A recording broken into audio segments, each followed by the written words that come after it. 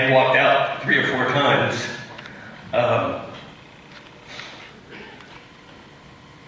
The first thing I want to say is, Heather, I wish you were here with us right now.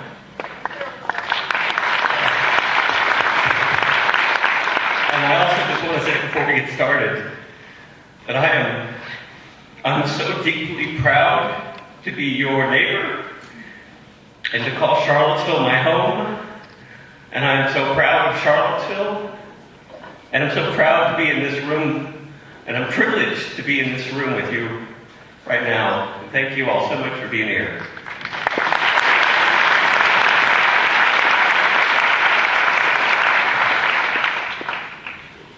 This is, just in terms of the nuts and the bolts, get us up to speed really quick with this project. This is as I understand it, this is the first edit. This is a work in progress, right? Yeah, actually there was some footage that we couldn't include in tonight's screening that I didn't have release on. And there were some people, actually somebody just gave me some footage today. And so there's more still to the story as it develops. There might be a couple more interviews. I mean, we interviewed 32 people. Not all of those interviews actually made it on the screen. But we had essentially a little over 2 months really to really pull this together. I mean, it's 3 months now, but we didn't really kind of pull everything together thinking we were going to do this for a couple of weeks, and we still had to deliver this a week before. So I was like, okay, can we actually do something in 2 months? And my challenge was to do it on budget and on time and do an okay job of it, and I don't know if it was okay. You did.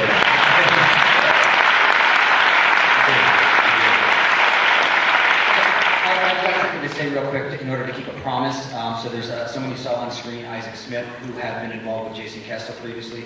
We didn't make it clear enough in this edit in the film, and I want to make it clear that he renounces bigotry. He was politically involved with Jason Kessel until he realized that the guy was racist and anti-Semitic, and I don't want anyone to get the impression that he is a part of that. And actually, I'd like to add one thing to that. And we tried to leave a lot of our opinions out when making this, tried to let people speak and try to listen to them. There's one opinion I could interject, and that is to leave the door open. Because there are people who, are renouncing, some of the elements of this, and you have to give them a place to go. Otherwise, they're going to stay in a safe place.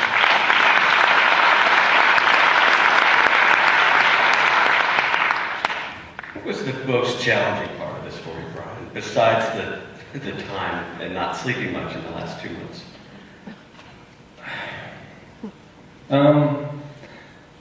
I realized that when we started to do this, we were telling people we were going to do an objective piece. And there were some people who didn't want an objective piece. And I understand why. And I heard calls in the thing about, you saw the guy from the alt-right and not wanting to give a platform to those voices. We heard them up there. And it's been tough in this community since the event of us all kind of unraveling this and being at the center of a piece of this. Also, for 2 months, we're looking at that every day. I mean, I want to go make music videos or something like that. And I'm like, God, a movie about puppy dogs, just give me something happy to work on. I think it was, thank you, yes, that too. And that's part of the challenge right now, yes.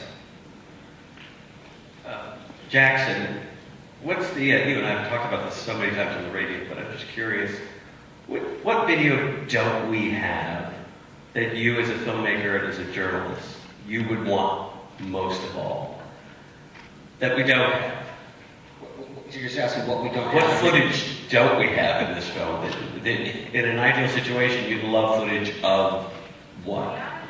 If somebody said DeAndre, if we had a little, there is some more like kind of shaky cell phone footage of DeAndre, but if we had some footage of DeAndre, especially before on his way up to the parking garage, things that showed his attackers a little bit more clearly, we'd like to see more of that. But honestly, I mean, this was we had so much footage, we had so much to move through. And Natalie Jacobson here is a big part of how we were able to make sense of that. We had, I'm going to guess, probably hundreds of hours of footage that were provided to sort through. And, you know, I never felt like there was any one thing that we needed that we didn't have by the time it was all over. There's things like, oh, I wish we had better footage of what happened with DeAndre, or, you know, we went into this thinking nothing is, there's no one thing we can't take out. But it was Natalie who built this into, you know, took hundreds of hours of footage and organized it into something we could digest a film out of. And one thing that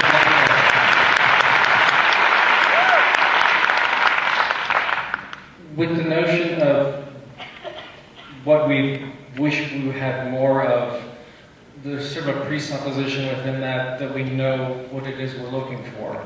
And there's an element within this as we went into it of what we don't know. That, okay, I know what I perceived on that day, and the more that I talk to other people, what they perceived. But there were moments like when Mary Kelly talks about the singing, and the militia guys were acknowledging and saying thank you, and that when we went up to Pennsylvania to interview them, that they totally unsolicited told us this story when we asked, was there a right moment in the day? And that's not something I would have known. It wouldn't be something like, hey, I wish I had that moment, because I didn't know that moment existed. Well, they're white supremacists, and that's propaganda. Your reporting is irresponsible. Yeah. So the members of the militia, you know, they do a weird thing that I wouldn't choose to do.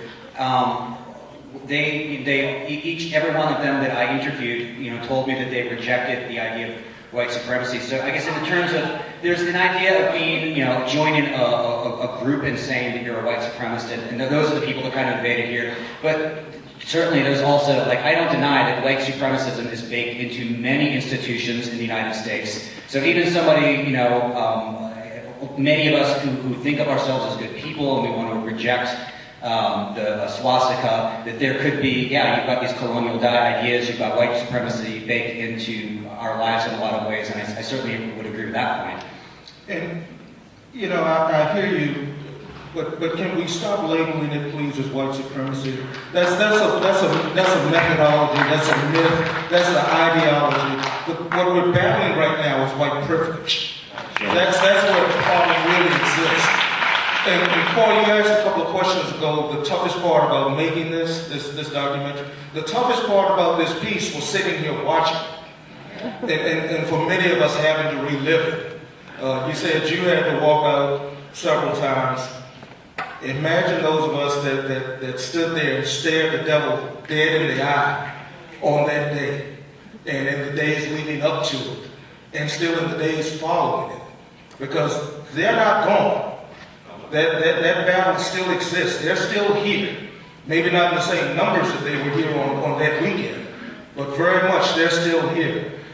Not to put fear-mongering into anyone, but very easily the person sitting on your left, your right, in front of you, behind you, could very well be what we label as a neo-Nazi. So constantly be aware, please be vigilant, please be mindful, and always look out for each other, please.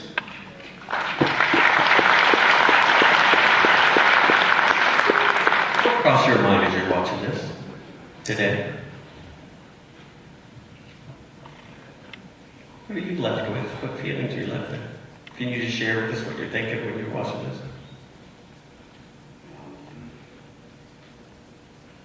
I have images. I have every day think of it. It was really hard to watch.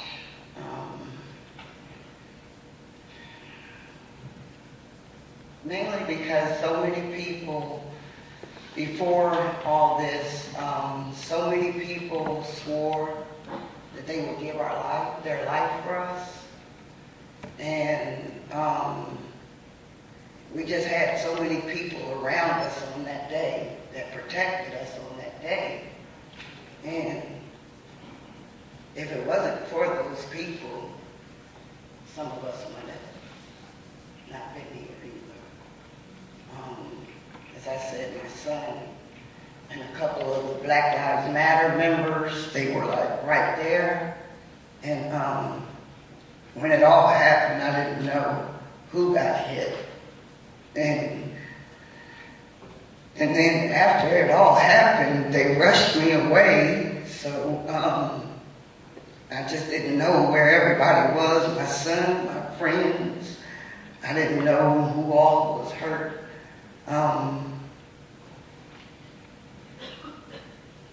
So that day still is really hard for me, especially with Heather. Because as we said, white people swore to give their life for us on that day. And a life was taken on that day. So to know that so many people stood by us to protect us that day is, I'm grateful that we had everybody surrounding us on that day. But the memories of seeing everything, I don't know if it ever go away. So seeing that movie, we didn't get to see a lot of it because we were at McGuffey Park the majority of the day. So we didn't get to see all of what was going on at Emancipation Park. So to watch all that, yeah. Thank you.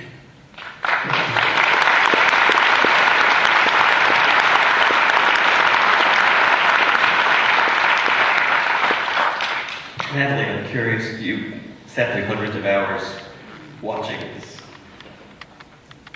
What did you learn that you didn't know before? Is there any one or two things that really took out of you after the hundreds of hours that you invested watching all the videos that came into you? There's a process to looking through hundreds of hours.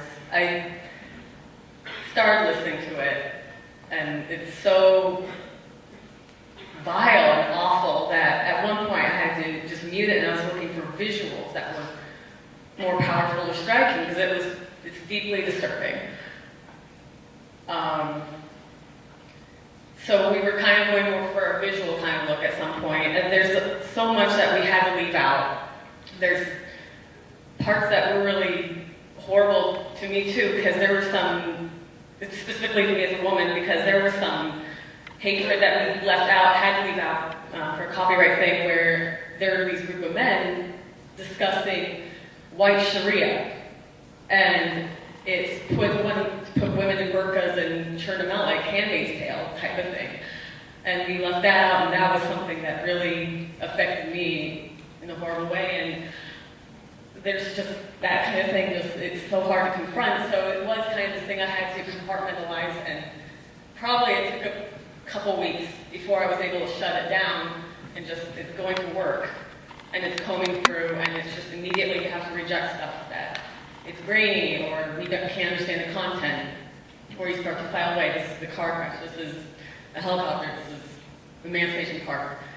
So it was kind of a step-by-step, and it was a really team effort because we all kind of took the burden of that day, and we all had to sift through that stuff. And it was horrible, and it has left a deep impression on me. There's so much more, there's so far to go. I had an idea. I mean, I have friends, my partner, people of color, and I know that there's so much pain in the community that looking through that footage, there's so much more than I understood in the beginning. So I learned a lot about that, and I'm trying to learn still about what I can do and how I can keep healing and moving forward.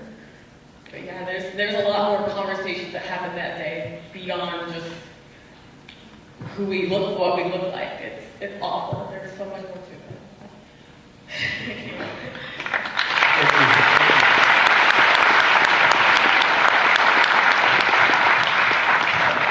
I want to get to you as quickly as possible. First, any questions you have, and I'm going to ask you just to stand and say your name and speak as loudly as you can. I will try to repeat what I hear so everybody can hear what the question is.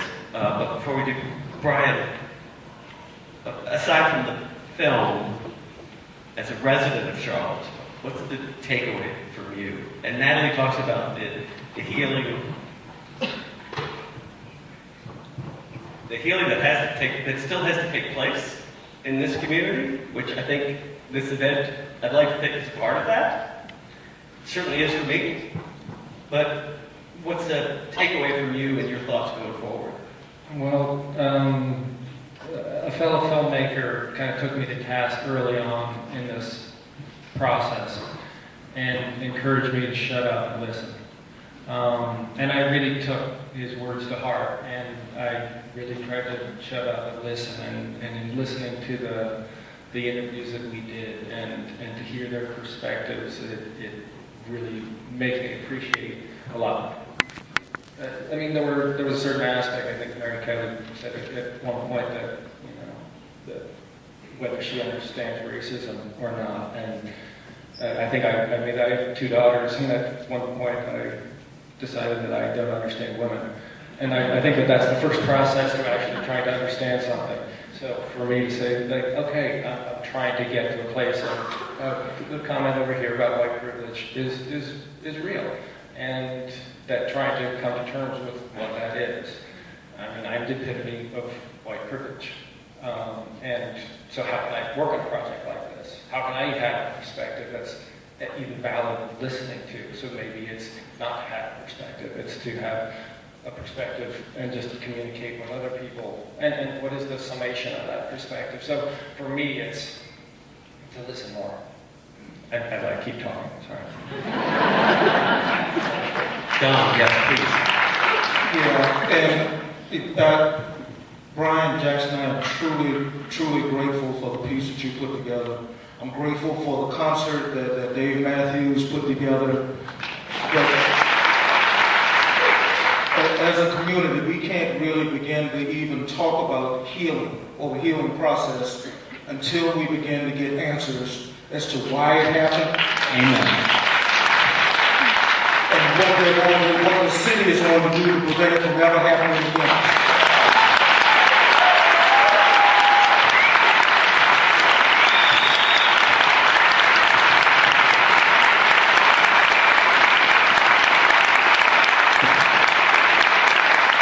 As a city, we have been devoid and deprived of real leadership.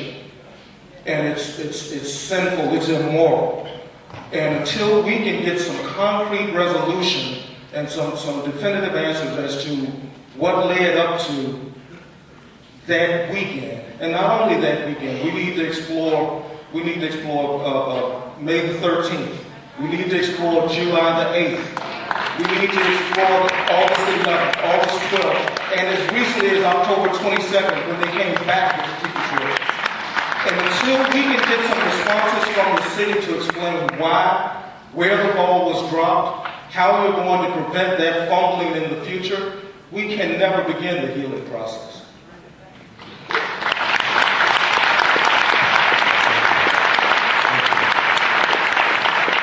By a show of hands, questions please, instead of speeches. And I'm sure we'll have a lot of questions. Yes, please. I think you were asking a question, but I never really heard an answer. Why didn't get involved in all that? I guess maybe I should take that one. Yes, let me repeat the question so everybody can hear it. Why? The question was, what about the police? Why is it?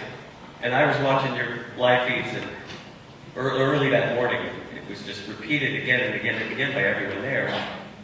Why aren't they doing it? As a journalist, I've been investigating this continuously since it started in the fall. We are getting somewhere.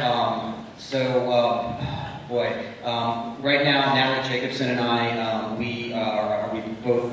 So we filed a FOIA request. I think I filed the first Freedom of Information Act request against the city. I think the Monday or Tuesday after the 12th, and then I filed FOIA requests with the state police also. And long story short, we have it's in court now. We had our first hearing last week. We are being represented by the Reporters Committee for Freedom of the Press. And I mean, I'm fighting. I'm trying to get answers for you. So one thing I'll point out is, okay, who did the state police report to? Who does the National Guard report to? The governor, Governor Terry McAuliffe. He gives orders to the National Guard, and they did the same thing that the Charlottesville State Police did. You can see them in the film, standing there watching what happened. Another thing that I can tell you is that at one point a few weeks ago, I sent FOIA requests to the state police, and then we started getting responses from the office of the governor. And then, in fact, at one point a few weeks ago, when we were about to go to court on this, we got a message from a phone call to one of our lawyers from Terry McAuliffe's counsel, asking, would we please hold this until after the election? That happened. So anyway, that's what that is. We're working on it. If any of you all were here yesterday to see Spike Lee, he was very direct and very pointed. Spike's not here today, so let me say this. There is no way that somewhere between 800 to 1,000 sworn officers decided individually that they would stand by and watch people literally get the hell beat out of them. Just keep people away.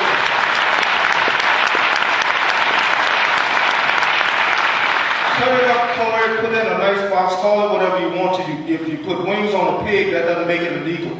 Those officers had to be given a directive and an order from someone. Now, who it was, that's where we need the information. But somebody had to direct them to not intervene, to not get involved.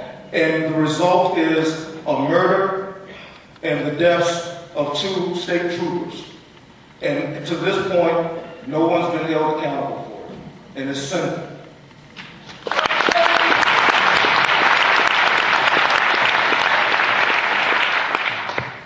So, I thought it was very powerful. I was wondering with the interviews, it very much felt to me like the interviews with the paramilitary individuals sounded like they were coming off as referees or neutral arbiters. And so I don't know if other people felt that way, but I was sort of wondering what your philosophy was, because I don't consider them neutral in any capacity. The question was about the militia group, which I read Lloyd Slick's Facebook page, so I know that's in there. But anyway. What were your thoughts on the interviews with the militia guys? That's how, Brian did some of them also. The interview process was collaborative. I wrote interview questions and sat next to the camera and asked questions. And Brian would ask the questions that I just he would pick up the things that oh, that was dumb, I didn't think to ask that. And there were some that Brian did without me also. But so, since I was part of that interview process, I'll say, it's representing how they feel about themselves. It's not it's not within the scope of the film to adjudicate whether they really, in some higher sense, were what they think of themselves. We're showing what happened and how people feel about themselves and what they think and what their role is. So as a journalist, it's not my job to adjudicate that. Somebody else could make an excellent documentary, I think, examining that question. But we put it out there, and one thing, Wesley Harris from the Film Festival, who's a programming director, Wesley was a big part of making this happen and really encouraged us. And this wouldn't have happened without him. But one thing he said to us when we started this was, "Don't underestimate your audience. We can put things in front of you, and you can make up your own mind." I do want to comment out really quick, and then we're going to get one more question. When I arrived that day on the 12th and saw all the paramilitaries, it scared the crap out of me. I thought it accentuated the tension. I thought these guys have no place being here. I followed them, actually. There's a sequence where we were in the parking lot and they were doing that sort of march eventually towards Friendship Court, and I got right in front of them going you guys have any idea where you're going? And at that point they did stop, and it was questionable to me what their motives were, and then when they came back, there was a woman right behind me, and she fell right in front of me and smashed her face on the pavement. She's bleeding, and these guys all of a sudden started giving her medical care, and I thought she was with them, and I was like, tough, you're a jerk. You're with these other crazies. And I felt terrible about myself, even in that moment, that here's this person who just smashed their face, and because I think, turns out, she was a reporter. And actually, I used to work with her in New York, and she and I kind of connected. And there's a picture afterwards. They bandaged up her head, and one of the militia guys is smiling next to her, and she's kind of smiling. And 2 weeks later, at a protest in New York City, they were carrying a picture of her with a Nazi mustache drawn on her as a Nazi sympathizer and chanting her name. And so there was an element within that I felt kind of obligated to try to set some of the story straight of what, and I don't know what these 3%, I can't get into their brains, but one thing that came out of this film too was these guys came from 5 hours, we drove 5 hours north of Pennsylvania to interview these guys. They came that far because they felt compelled for First Amendment or Second Amendment, whatever their reason was. That was one interesting thing that came out of all this. That all these people descended on Charlottesville because they felt they had to be here. That this was something that they didn't even have a choice in. That they had, but everybody felt like they were on the angel side. That was what was fascinating to me. You talk to the alt-right guys, and they're saving the world from communism. You're talking to the, Antifa people, and they're saving it from fascists. And there's racism, and there's all these other elements. But everybody, that was what was fascinating. Everybody thinks they're doing good. We have time for one more question. Real quick. One more question. Yes. Oh. I think everyone was starting, haven't they?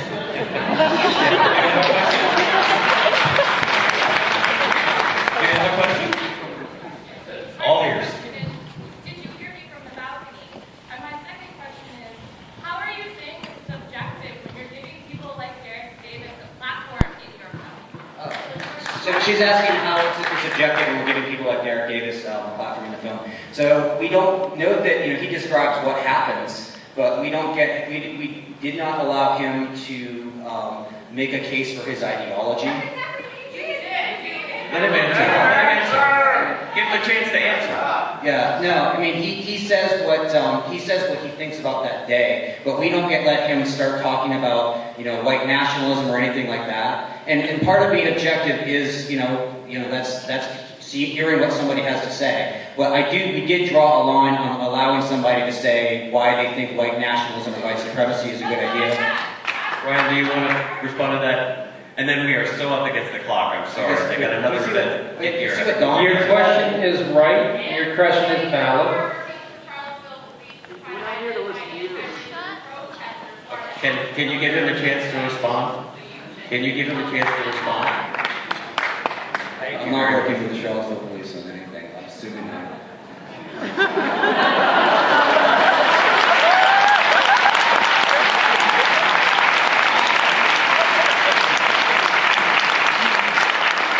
I don't have a good answer. Can you give a big round of applause?